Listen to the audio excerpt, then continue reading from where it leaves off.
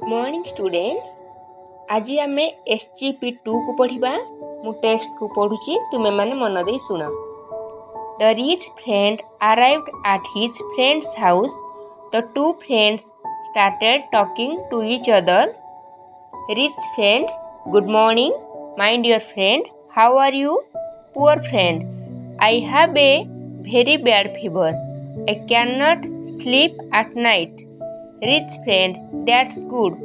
What food are you taking? Poor friend, with anger, the dust of the earth.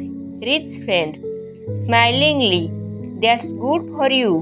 And who is your doctor? Poor friend, losing his temper, death himself. Rich friend, I hope God will help your doctor with his work. Saying so, he left his friend with great pleasure.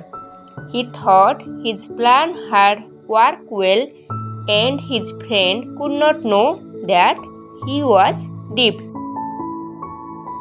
एथिरे थिबा कठिन शब्द गुड़िकर अर्थ गुड़ी जानिनेबा।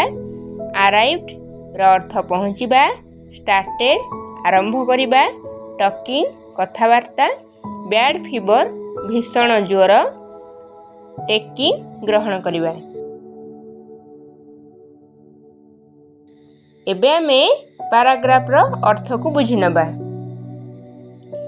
धनी सांगटी गरीब सांगर घरे पहुँचिला। सेमाने दुई सांग परस्पर मध्यरे कथावार्ता आरंभ करदेले। धनी सांग कहिला, सुप्रभात मोर प्रिय सांग, तुमे केमिति अछ?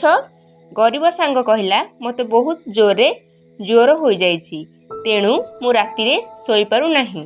धनी सांग कहिला, एहा बहुत भल, तुमे कोन खाद्य खाइछ? गरीब सांग रागी जाई कहिला, मु पृथ्वीर सबु धूली को खाइछि।